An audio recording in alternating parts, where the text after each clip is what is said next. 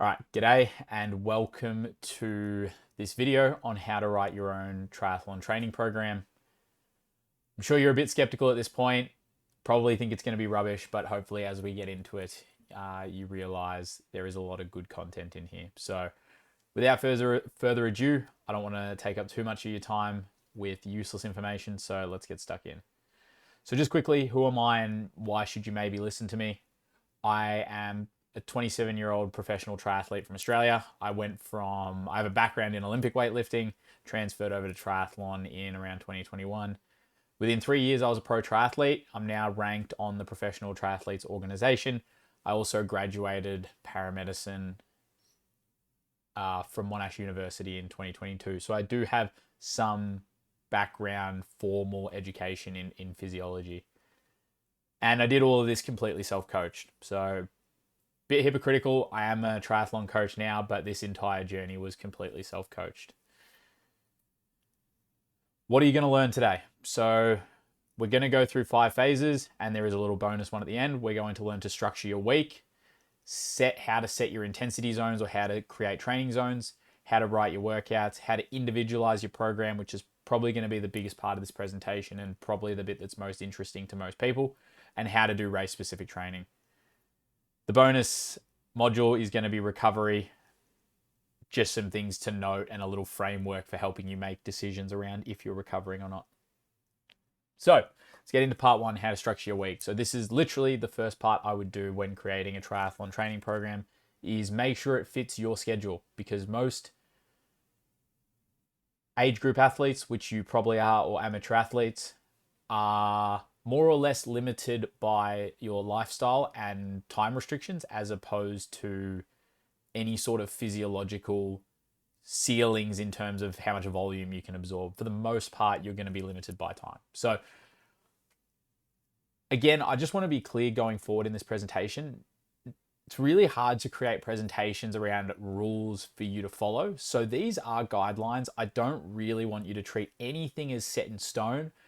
It's just, how can I create a framework that's going to apply to most of you and make it as simple as possible? So none of this is concrete. It's just a framework for you to start building on, and hopefully it gives you a good starting point. So if you're a beginner athlete, I'd be starting with 2 high intensity sessions per week. If you're an intermediate, 4. If you're an elite, 6, or potentially even more.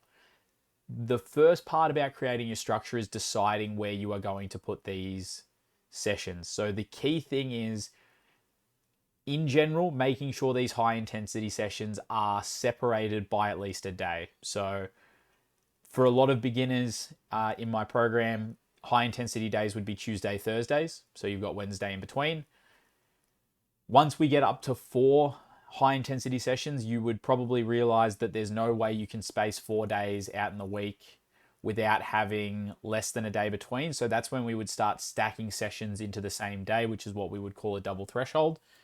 And same goes for the 6. An athlete training 6 days per week would generally have 3 double threshold days per week. So to start your program, pick where these days are going to be. Really good starting point. This is kind of an example of what I wouldn't do. So if you had 6 high intensity days, you'd be doing 6 hard days and only a single easy day per week. If you're an advanced athlete and you're doing the 6 sessions, better to space it the way we have on the right there. So an example structure, this is actually what I would kind of call the golden standard for the 9 to 5 athlete who's working sort of Monday through Friday. So we have an easy swim on Monday, which is a nice recovery day. We're doing a high intensity run, or this could easily be a bike, on Tuesday. We're doing another easy low intensity bike on Wednesday. We're doing another high intensity bike or run on Thursday, easy swim on the Friday. And then for most beginners where we're trying to build up your volume as opposed to really hammer the intensity, you're going to put all your long sessions on the weekend. Now, also before I go forward, I want to explain a quick concept, which is just that throughout this video, we are going to discuss a weekly cycle, because that suits 90+% of you watching this most likely. But if you are on any sort of schedule that doesn't necessarily align with the 7-day week, That's completely fine. Don't try and write a schedule for the week if that's not how your work rotation goes. If you do a 1 week on, a 1 week off, you might write a week of easier training and then cram all of your harder, high intensity training into the week where you're off. Or if you're a emergency service worker in Australia who does a 4-day on, 4-day off roster, you would run an 8-day training cycle that aligns with your schedule. So keep that in mind moving forward. Again, like I said, we're going to do a weekly rotation because that fits most people. But every principle I'm going to discuss could easily apply to somebody with a 2-day on, 2-day off schedule. You've just got to think of a cycle time for what your work or lifestyle schedule looks like, and then you decide how many high intensity and how many easy workouts you're going to put in that time. And you could easily do the conversion for what I'm going to say into later. So for example, if you are doing 4 days on, 4 days off, and we're going to do an 8-day rotation, well, maybe your goal is actually to get 3 high intensity sessions inside of that 8-day rotation instead of just trying to get 2 in. Or you could just do 2 and do it every 8 days. Like, it's pretty straightforward. The thing you'll learn is I can't give you every answer, but I'm going to try and give you as much as I can. Now, here's just another example structure of a really stacked up week with 6 high intensity sessions. This is obviously a really high performing age grouper. So we've got a double on Monday, which is all easy, easy swim, easy ride. Then we're stacking our Tuesday with run and swim. Wednesday, we've got an easy bike and an easy run. And then we're stacking Thursday with a hard bike and a hard swim. Friday, we're doing an easy run and an easy swim. Saturday, we're doing our long aerobic day. So this would be a longer ride and a longer run off the bike. And we're also going to add in an easy swim there. Sunday, we're going to do additional bike and run intensity. This could be a brick session. And this Sunday would probably be more of your race specific stuff. So if you're prepping for a sprint or a 70.3, you might add in a bit more VO2 max on this weekend. If you're training for a Ironman or a 70.3, you might want to add in some extensive sub-threshold. The key is that we're separating all these hard days with a day easy in between just to maximize recovery. So hopefully you've got a bit of a schedule. Hopefully I've simplified it enough. Put your high intensity days in and then just fill in your other volume around it. And in general, just try and spread each discipline out as much as possible. But if you can't spread it out and you have to do bike and bike back to back or swim and swim back to back, it is what it is. Now we're going to get into setting your intensity zones. So at Tremayne Performance, we use heart rate training. And the reason for that is baked into your heart rate value is adjustment for life stresses, adjustment for anything that's happening inside the session. And the heart rate is also a measure of internal and external load. So if you have a poor sleep or you undereat or you're dehydrated or you're stressed from work or you're tired from the day before, all of these factors are baked into the heart rate. And these factors are going to help you make better decisions in training. So I'd much rather my athletes be aware of their heart rate because it's a metabolic indicator, as opposed to, you know, trying to target a pace on any given day. And I forgot the most obvious one.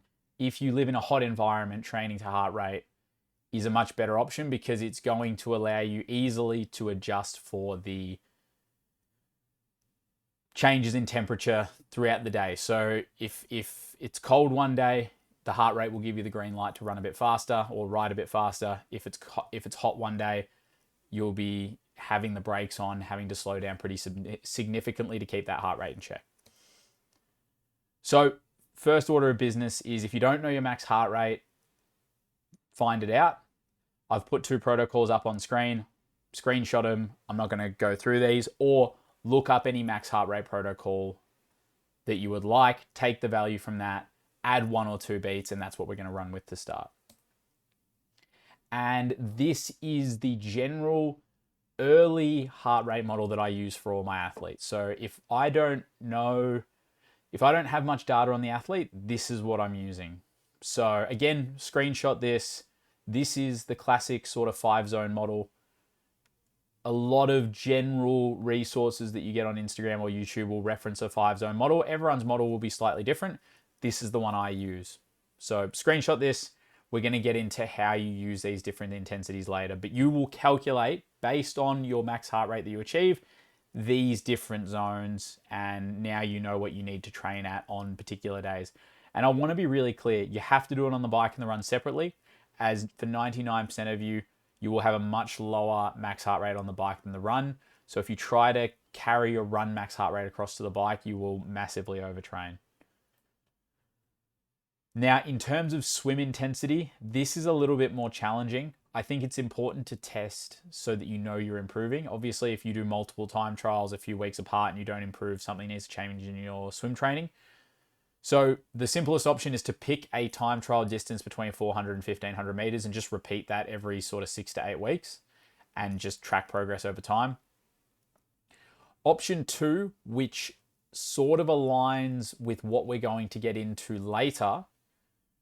However, or this option sort of aligns with what we're going to get into later. We're not going to cover this specifically, so I'm kind of giving you critical velocity testing in the pool as a bit of a bone that you can go and search somewhere else, learn how to profile your swim based on the critical velocity curve that you're given or critical pace curve that you're given. For most of you, I'd like you to just pick the one on the left, pick a distance. I think the 1,000 meter time trial is probably the best one to pick, purely because Training Peaks gives you a zone calculator in the settings that is based on the 1,000 meter time trial. So I think for a lot of people, just retest your 1,000 meter every now and again, just to make sure you're improving. Later, we're going to get into how to make sure you're improving in the run and the bike without testing. But in the swim, because I advise not actually tracking your swim data, I advise not wearing a watch and just being really aware of what you're doing in the water without having the pace. This kind of becomes an issue, but here are your options. So you've got your weekly structure. You've got a basic 5 heart rate zones with a few anchors, if you saw those anchors at the bottom in terms of the easy work, the LT1 work, the LT2, and the VO2. Now we're just going to write some workouts. So my biggest gripe with social media, and this will just be like a 30-second rant, so let me go. There's no such thing as a magic workout. If you're on this video, I'm almost certain you have typed in something along the lines of best Ironman workout or best 5K workout or something like that. And a lot of the times these workouts will just be like random prescriptions without any mention of intensity management. So what's important is not having this insanely complex session. No session is going to make you a champion. It's the way you execute the session, which we're going to get into. So what you're going to see is in this little tutorial or this section here, the workouts aren't super exciting, but they're going to work as long as you do them correctly. So we're just going to start out with how to execute your easy sessions. So you will have seen on that previous page with the zones, the top of your zone 2 is 82%. At the bottom of that page, I also had a thing that said aerobic anchor 76%. This is really important in how we get to individualization. You do not, so with the 82%, the point is you should never go above 82% of your max heart rate in any session at any given time. Heat, hills, whatever it is, running for a traffic light, whatever. That is there as a buffer for, on this chart, we've just got the example of climbing a hill. So you are targeting the 70%, but you're allowing your heart rate to climb a little bit to the top of that, to the top of the range when you're on the hill, but that's still aerobic. If you go past that range, now you're just being a bit silly. But the other thing to caveat is if I have an athlete who's brand new to the sport and we're only training, let's say 6 hours a week, I actually want them to spend as much of their easy time as close to that 82% as possible, because we're still getting good aerobic benefit, but we're also maximizing the amount of work we're doing in that session. However, if I get a really high performing age group or like an elite age group athlete, I'm going to need them executing all of this work at well and truly below 76% of their max heart rate. Because if they were to go out and do all of their easy work at the top of the aerobic ceiling, they would be very fatigued. So think about where you sit in this range. If you're a 6-hour-a-week athlete, go all the way up to LT1 or that 82% of max heart rate. If you're an athlete training more than that, be very careful about when in training you're getting all the way up to that 82% of max. Again, it could be on a hill, it could be on a hot day that you do it, but we'd want to be more sparing about it. And then again, this is just step one to individualizing your training a little bit. So I'm going to start with the most optimal program. Now, this is technically, I'll be honest, this is for the pros. This is for the people with a lot of time. This is for the people who are really, really committed to the sport, and they're probably building a life around the sport. But sub-threshold work or work just below your second lactate threshold is the most optimal, because it allows us to accrue massive amounts of volume before we reach exhaustion. So if you're an athlete who has all the time in the world to train on those midweek threshold sessions, or even on the weekend, this is what you do. It's going to be 60 to 80 minutes of sub-threshold work below 88% of your max heart rate with a 5-to-1 work-to-rest ratio. On the bike, your reps could be between 5 and 15 minutes, but they could possibly be lower or higher depending on how aggressively you're targeting parts of your physiology, which we'll get into later. Obviously, you need a warm-up and cool-down inside of that as well. On the run, 12 to 14K of intervals. I'd even argue you could go up to 16, but that will be very few and far between. And again, depending on what part of your physiology you're targeting or where you are in the season, anywhere between a 400 meter rep up to a 4K for that 12 to 14K of work would be great. Rest for 45 seconds to 2 minutes between those reps. Obviously, warm up and cool down as well. The key with sub-threshold work or any of the work we're going to get into later, excluding VO2 max work, is always 1 to 2 reps in reserve. So you might write a workout for yourself in your first plan, but if you get to the end of that workout and you are absolutely cooked from it, no reps in reserve at the same quality, the week after you would either want to reduce the reps or presumably complete the session at a lower intensity so that you can say to yourself you had 1 to 2 reps in reserve. If you have more than 1 to 2 reps in reserve, let's say 3 or 4 reps in reserve, you've probably not maximized the stimulus as much as possible. So I would be adding a rep or two, or if you don't have time to add extra reps into the program, you would up the intensity slightly for the following week. And over time, you'll just get better and better and better at this execution. But the key thing is just don't be a hero and flog yourself to the point of like absolute failure. So if you don't have the time then to complete these massive sessions in the middle of the week because you've got to get up and go to work, or you've got kids, or you've got a partner or whatever, here is a rough little visual that I've sort of whipped up to help you sort of see where you want to start. So these aren't blanket. Again, you've got to dial in these workouts over time. And this is the reason I make all my athletes leave their reps in reserve on every session so that I can really dial in the workouts to them. So if you've only got 25 to 30 minutes, you might want to do, 5K of running or 25 to 30 minutes on the bike as 5 by 6 minutes, but much closer to VO2 max, but not quite over VO2 max heart rate. If you've got 40 minutes, you might be able to do it at the top end of threshold. If you've got 50 minutes, you kind of get the picture. Past 94%, we are into just VO2 max territory, like pure VO2 max territory. So if you've got less time than this, honestly, you really probably need to evaluate your priority in terms of how much this sport means to you, because now we're in pure VO2 max work, which is an intensity that is just getting so high that we can't really just bang that out over and over and over again. So I'd say the shortest you can do a workout on the bike or the run is going to be sort of in that 50-minute range. So yeah, screenshot this and decide how much time you have available for these high intensity sessions and build your session around here. But just remember that you're going to have to dial these workouts in over time.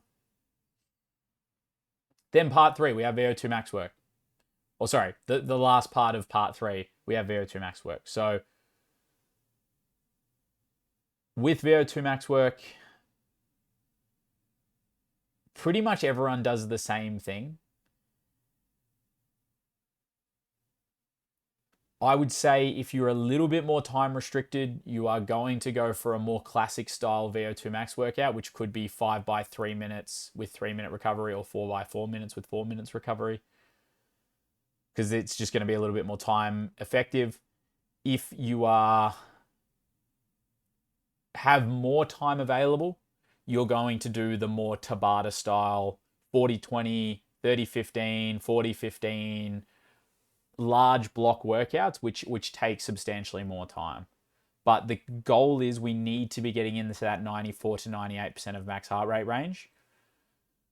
If you're unable to get into the 94% max heart rate range, this is probably an indication that you're too fatigued for the session, and I'd probably just be riding out the rest as is. You don't necessarily need to hit it on rep 1, but rep 2, 3, 4, and 5, you would definitely need to be getting into this range. Or else you're not really achieving VO2 max. So in terms of VO2 max workouts, I'm not going to sit here and bang on about, because threshold's really easy to do. It's literally pick an interval length, pick an amount of sets, and go. With VO2 max work, there's just a lot more opinions out there. So I've put a few examples on the screen. The goal is that we're getting up into that 94% of max heart rate range for a reasonable amount of time. We're probably looking to accrue at least 10 to 20 minutes of time in that zone. And up on the screen, there's a couple of options here. But honestly, I know it sounds silly. Google VO2 max workouts. You'll find a bunch of different formats for VO2 and find the one that works. So I'm a big fan for the guys and girls who have a lot more time available in their training. The ones on the right, so these 30-30s and 40-20s would be, it's along the lines of you would do, let's say, 4 sets of 10 40-20s with 5 minutes in between. So that would be 40 seconds hard, 20 seconds easy. And then you would do that 10 times and then you'd have a 5-minute rest. The reason these workouts are effective is they just allow you to push a lot more power at max heart rate. They allow you to push a lot more power at the same heart rate, at VO2 max, than you would be able to do on the left. But the ones on the left have really good evidence backing them. There's no reason these aren't very effective. In fact, I hate VO2 max, so I tend to go for the ones on the left, even though I often have the time for the ones on the right. So, yeah, take your pick. Google the sessions, but the key is that we're hitting VO2 max every now and again. And you might be wondering to yourself, like, how often am I meant to do these VO2 max workouts? We're going to get to that later. In terms of the swim prescriptions, I'm going to make your swim sets really easy. For 99% of you, I would be doing 100-meter reps with a 2-to-1 work to rest ratio on your interval. So let's say you have a 1 minute 40 critical velocity or threshold as calculated by a critical pace or critical velocity, the 400, 200, 100 workout, or you've just calculated your threshold based on your 1,000-meter TT or whatever. I would be taking the pace that you're hitting those hundreds in and applying a 2-to-1 work to rest ratio. So 1 minute 40 is a really easy example. If you have a threshold pace of a minute 40, meaning you're hitting each of these 2100s in a minute 40, I'd go on 230. So that would mean you're getting 50 seconds rest, which is half of the time you're actually on. And I would do this pretty much year round. And then as you get closer to your race, build this 2100s into 10 times 200,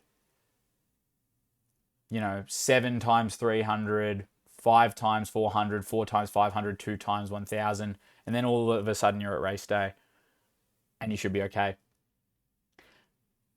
I know this is going to sound really ridiculous, but in terms of your aerobic work, you can do this however you like. I genuinely, if you don't have a coach, would recommend just asking ChatGPT for some aerobic ideas.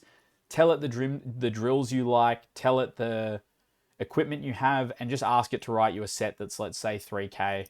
Or obviously you could ask Claude or Manus or whatever AI you're choosing to use. So yeah, pretty simple in terms of the swim. Part 4, this is the best part in my opinion. And this is the part that, to be honest, I didn't give away in the older version of this video. So you're on for some really special sauce here, which is individualizing the program with your power duration curve. Or pace duration curve, to be fair, if we're on the run. First principles. This is the number one rule of Tremayne Performance. We operate on first principles, which is first principles are the most basic facts available in the topic. So it's basically understanding the most basic concepts of the topic you're trying to learn about, rather than starting your research with an assumption that somebody else has made. And unfortunately, a lot of coaches are guilty of this. And I'll be honest, I was guilty of this. I took frameworks from other people that were built on assumptions And I kind of liken this to a game of Chinese whispers, where the further you get removed from the original assumption, the worse and worse it gets. So here's an example. We start with a lab study in a controlled population with a narrow protocol and a small sample. We then assume that we can translate this data to athletes. You know, we take the average values of the lab study and we try and apply it to athletes. And then we apply it to your program. We're just so far removed from the original environment that's a problem. And I will be forthcoming. That heart rate model that I gave you at the start is an example of not using first principles, but we have to start somewhere. So we are going to actually discuss how to further individualize the heart rate zones. But yeah, just wanted to be really open with that we are still not using first principles all the time. But the great thing about the power and pace duration curves that I'm going to show you is that it is first principles. And I will just caveat, through most of this discussion, I'm just going to use power duration curves because it's way easier to visualize, but everything I say applies to your run pace duration curve. Or if you happen to have a foot pod that measures power, you could use a power duration curve on the run also. So what is the power duration curve? It is your best sustained power or pace plotted across durations starting as small as you want, ranging to as big as you want. So personally, I use a power duration curve lasting from 5 seconds to 3 hours, but you could do 1 second to 10 hours. You could do 1 minute to 2 hours. Just be consistent with the curve that you assess.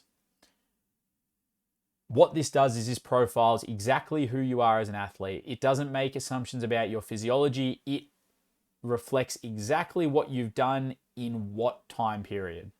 So again, when assessing my athletes, I would generally use a 10-week power duration curve, but sometimes I will manipulate that based on the block we're doing or based on the data I'm trying to analyze. Training Peaks and most other training platforms have really basic versions of this that you can use. They're not perfect, but they're easily accessible. And again, it's first principles. It's your data. You're not making an assumption about anything else. At Tremayne Performance, I do use a proprietary in-house tool that was built specifically for this analysis. Just gives me a bit of extra data.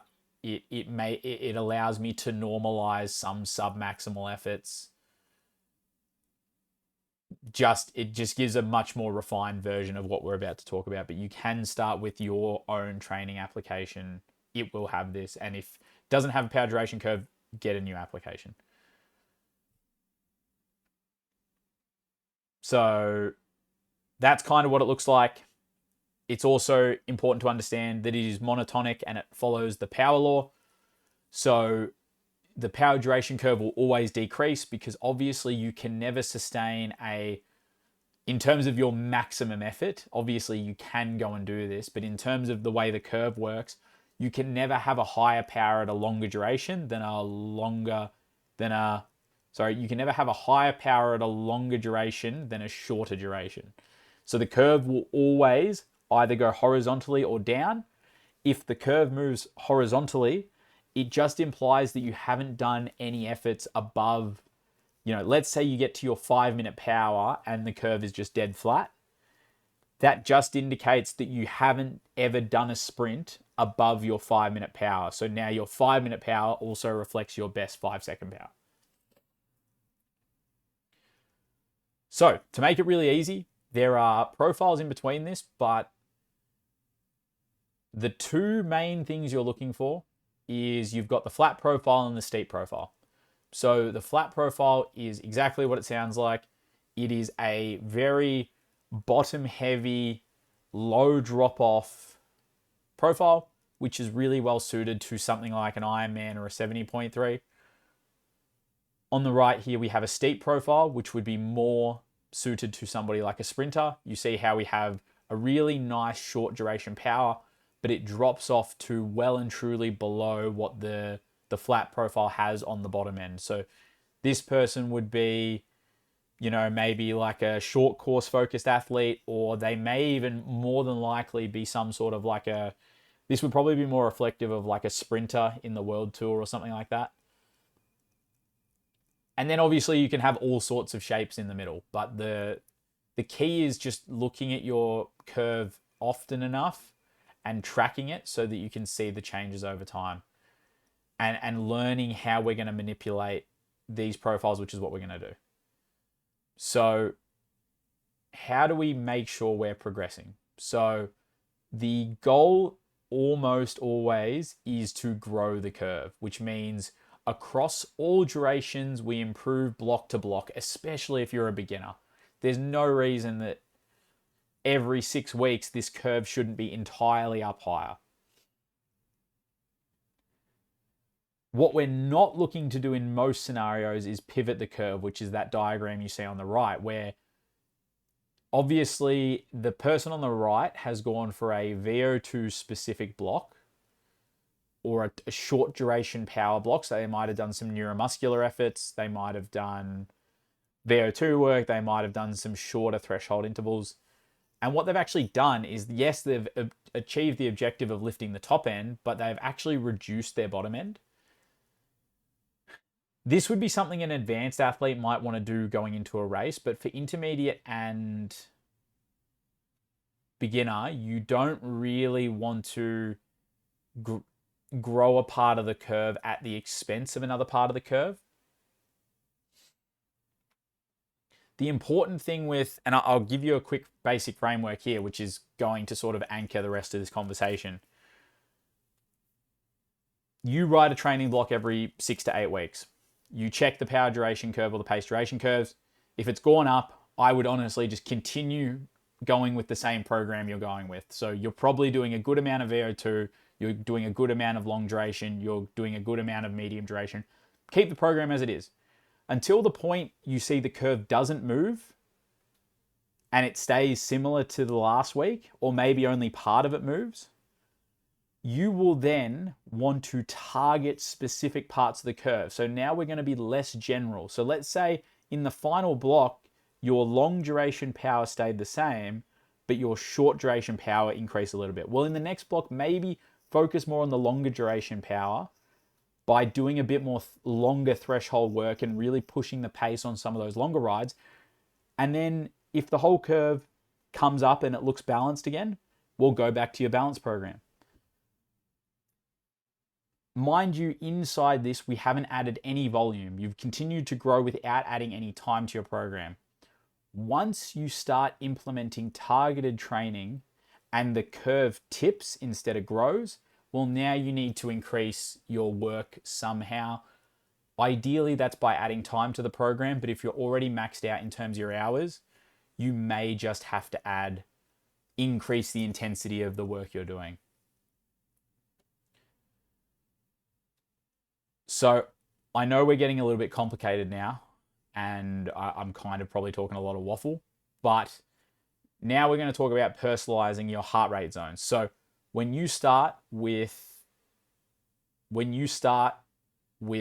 me, I will set your threshold at 88% of max heart rate if you don't have much data. However, over time, I will track your max sustained heart rate over different durations. And if I am proved to otherwise that you are able to hold a different percentage of your max heart rate for a max 60-minute effort, we will start using that as your new threshold heart rate. So let's say I have an athlete who ends up doing, I don't know, let's say they run a 10K and they happen to run it in a perfect 60 minutes. And their average heart rate from that effort comes back as 91% of max heart rate, as in the example here. I would now start programming that athlete based on the 91% of max heart rate. Really, really simple. And then in terms of your upper aerobic heart rate, I would generally, this is a little bit more nuanced, but I would generally be happy anchoring the upper aerobic heart rate to around the 3 or 4 hour max heart rate if the athlete's ever in a scenario where they can get that data, maybe in a marathon or something like that. Feeding the curve with maximal efforts. So the interesting thing with the curve, which some of you might have become aware of, is it is not necessarily a reflection of your ability, but it's a reflection of the training, which I just want to state straight away isn't actually a bad thing, because athletes reflect the training more than you would think. So if an athlete has a flat curve because they've prepared for an Ironman for the past 10 weeks, they probably have lost a lot of power or pace on their VO2 max. So it would be important to then focus on VO2 max or neuromuscular power or something like that. If the athletes just come out of a VO2 block and they have a really steep curve, well, it's fair to say their longer duration efforts aren't quite as good right now, so that would be what we want to focus on. However, one of the things I like to get my athletes to do is throughout their off season when they're not racing is actually sign up for a bunch of like D and C tier races. These could be duathlons, these could be park runs, these could be 10Ks, these could be bike races or crits. And what this allows you to do is feed your curve with maximal efforts that still act as a good training stimulus, just to give a better reflection of your actual ability. So this isn't a necessary thing, but it can be good to do if you're somebody who shies away from racing. The key is don't taper for these races, because if you spend your life tapering and recovering from races, you will literally never get anywhere. You just rock up to these, you train, let's say it's a Sunday race, you do your long ride and your long run on the Saturday, you rock up tired and you just see what you can do. If you genuinely can't race consistently at all, then you may want to just drop in the odd max effort just to feed the curve. If you see a particular part of the curve that's weak, you may just want to drop in a max effort to fill out that part of the curve. For triathletes, a lot of the time, it's going to be your sub 30-second power, where you may want to just drop in the odd sub 30-second max effort or a 10-second max effort sprint or a 5-second sprint, just to feed that top end of that curve to make sure that's not limiting your potential. So the reality of this section is if you're confused, that is fair enough. Interpreting the curve is the art form of training. I believe that's the bit where a good coach, if they're using the curve, which most coaches should be, if they're not using metabolic analyzers with their athletes, I would say generally speaking, 90% of coaches should be using the power duration curve. I don't think a lot are. But this is the art. So if you're coming out of this confused going, I have literally no idea what I'm doing, that's okay. All I can say is you just need to start training. Don't let perfect be the enemy of good. Start training. Start seeing how your training manipulates the curve. Track it. Learning how to read the curve and learning what training impacts the curve takes years. If I could give one advice of where you should start straight away, is hopefully you have one friend. If not, this advice doesn't help you at all. Have one friend, both sit down, get your curves up and just compare them. Just compare the shape of them, hold them next to each other. If you're smart with Excel, you could even overlay the curves on each other inside of Excel and look at them and then go, okay, you are stronger in the shorter durations versus I am stronger in the longer durations. So, and then literally both of you go and change your training a little bit to do that. So the person who's stronger at the shorter duration, start doing a lot more sub-threshold workouts, reduce the amount of VO2 and neuromuscular work you're doing, start pushing that long ride a little bit harder, or maybe build that long ride or long run out a little bit further. And the person with the stronger bottom end, add in a little bit of neuromuscular work and maybe just add in an extra couple of percent or an extra couple of VO2 max sessions in the block. You only have to make small changes. You don't have to make ginormous changes. Just make little changes, come back in 6 weeks with both of you together and go, all right, how have our curves changed? And this is the art of coaching. I can't bang on about this enough, to be honest. Now we're going to get into race-specific training, and this part is going to be far more simple than you think. So we've just talked about curves. In general, over the course of an Ironman or a 70.3 specific block, you probably want to flatten the curve. If you're prepping for a sprint or an Olympic distance race, you probably want to steepen the curve, and we've already spoken about how to do that. Start doing this between 6 and 10 weeks out from a race. For most people, if you're really elite and you're really dialed in for your race event, you may only start doing this like 4 weeks out. Race-specific work is about meeting the demands, not just the pace. I will repeat that again because this is the big thing about race pace work. People get caught up just going at race pace, but oftentimes they do it for durations that are way too short to actually meet the demands of the race. So it is about meeting the demands, not just hitting race pace. So these sessions, they're probably going to be 50 to 80% of the race distance. You can do a little bit less above race pace, which would still meet the demands of the race, or you can do more, but below race pace at a lower intensity. This would still meet the demands. You build these sessions out and you vary them a little bit across the block. You will probably have to reduce the amount of pure threshold and VO2 work you're doing through this block as well to allow you to hit the required numbers on the race specific work. Break them into 2 to 5 intervals, but occasionally you could do the efforts as single intervals. And I just want to reiterate, the nuance is race specific isn't always race paced. If you're a time crunched athlete who is trying to do an Ironman specific session, you might actually do a threshold workout prior to a Ironman race pace run workout in order to meet similar fatigue demands in that run. If you go out and you do Ironman race pace for 2 hours and then you run off the bike, you're not meeting the demands. But if you go and do 60 to 80 minutes of threshold prior to that Ironman run off the bike, you now are simulating the demands. So I think that one example hopefully gets you thinking about what it is you're doing here. But again, you just got to fiddle with it and see how these things affect your curve. So just to summarize, set up the structure, place your high intensity sessions based on how many intensity sessions you're going to do and how elite or beginner of an athlete you are. Set your heart rate zones, but be prepared to potentially change those zones based on numbers you end up with in racing. Build workouts that suit your schedule and then start manipulating them. So obviously, if you're more time crunched, higher intensity for the threshold stuff. If you have all the time in the world, that sub threshold is the gold standard, but always target 1 to 2 reps in reserve. So don't be afraid once you've written a training block to adjust the reps so that you're consistently hitting that 1 to 2 reps in reserve. If you're not, you're ideally going to keep or increase the volume. I don't really want people reducing the volume.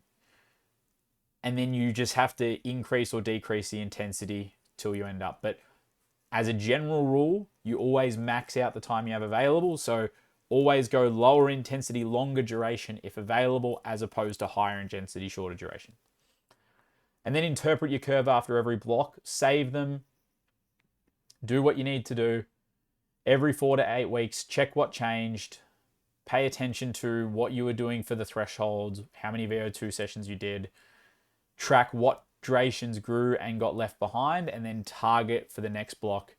If at any point in your training you find the curve's not moving and instead it's pivoting, well, it's time to add more volume. So we may need to add 1 hour, 1.5 hours into the training week to see if that gets the curve to move.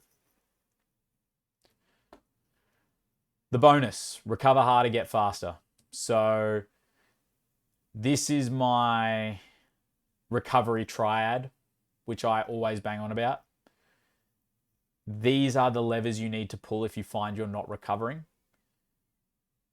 Now that I think about it, I should have changed the order, because load management is going to be the last thing you change. If you find you're not recovering from training, the first thing I would check is calories. 90+% of athletes don't eat enough. And in fact, there are heaps of studies out there to suggest that something along the lines of 60 or 70% of athletes genuinely don't eat enough. That number is far higher for women as well. If you are eating enough, check your sleep hygiene and make sure you're sleeping properly. Funnily enough, if you're not sleeping properly, sometimes this is actually insufficient calorie intake causing a bit of autonomic nervous system dysfunction, and that can impact your sleep. If you find you are definitely eating enough and you're definitely sleeping enough, then you can look at reducing the training load, because then you're probably at a point where you do need to reduce it. Really simple, but really effective. Don't go fluffing around with foam rollers, saunas, ice bars, massage guns, cupping, dry needling, all this nonsense if you're not dialing in these three. I can literally guarantee it. It actually hurts me when I see somebody sleep 3 hours a night but wear recovery boots or do some silly business like that. Few signs of overtraining, unintended weight loss. So if you are losing weight in the context of an endurance program, you are obviously eating too much. Sleep interferences, so increased sleep latency, like the time to fall asleep, waking through the night, and getting up to go to the toilet. That's actually a really interesting one, because a lot of people conflate getting up to go to the toilet with like overhydrating. A lot of the time, you don't get up to pee, you get up and then you happen to have to pee. Like obviously, if you haven't gone to the toilet for like 5 hours, you probably are going to wake up and go to the toilet. Good quality deep sleep down regulates kidney function or renal function. You shouldn't, if you're getting good quality sleep, you shouldn't have to get up to go to the toilet too often. A drop in libido or sexual function. This is true for men and women. Women also have the massive advantage of being able to monitor their menstrual cycle. If you are a woman and your cycle is irregular during training, you know immediately. There's no ifs, ands, or buts with that. You are 100% overtraining, and you need to look to address your sleep, calories, or your training program. Resting, heart rate, and HRV can be good signs. However, they always should be in conjunction with your actual perceived feeling, because they're not, sometimes there's a bit of error in terms of the recording of the data. Final words. This structure you could pretty much run year round. The principles do not expire, only the dose changes. So I personally subscribe to a training model that doesn't aggressively periodize like a lot of people do, in terms of having like a large, I think like for example, some people might be wondering, oh, but what about base training? I don't really subscribe to base training for most age groupers, because there's no point in the year where I can send most age groupers out for 30 hours of training a week and make it all easy. So I would rather just subscribe to an idea that sort of targets constant improvement. Generally, age groupers don't have the flexibility in their schedule to periodize. So I would literally, do your training program, look at the curve, make adjustments, look at the curve again, make adjustments, look at the curve again, and just do that forever. And then when you prep for a race, you prep for a race. If anything didn't make sense, please DM me on Instagram at Kyle Tremayne or at Tremayne Performance. Hopefully you've seen one of those two Instagrams. Now, I've given you 49 minutes of absolute gas, I believe. So let me sell my services for like 2 minutes.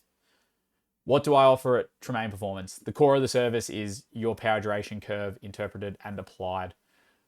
I use a proprietary in-house built power duration curves that gives me a lot more data and a lot more ability to monitor your progress over time. I'm going to go through this with you. I'm going to teach you the ins and outs of it. You're always going to know why you're doing what you're doing. You can guarantee it's an individualized program because you're going to see the changes in the curve reflected in the block. It's all your physiology. No random templates. I'm not coaching out of somebody else's book. It's first principles applied. It's high touch in terms of communication. We do weekly check-ins. We do WhatsApp communication. We do check-in calls. You know, the program can only be as good as your communication with me. So that's something I really value.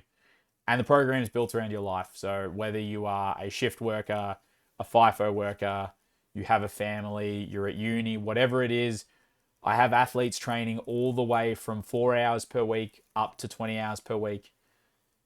No two programs in my program or coaching program look the same. So if you are interested, here's what happens. Head to the website, make your payment and make your setup fee to secure your spot. Go and check your email once you've made that payment for the onboarding steps. Sometimes they land in spam. Book your onboarding call with me and fill out all the information in the onboarding in order to get yourself on the program. You should be able to have yourself basically onboarded and booked in within 15 minutes of paying. And after we have a chat, we start training. So really appreciate you for getting this far. Hope you found this useful. I guess I will hopefully talk to you soon. Bye for now.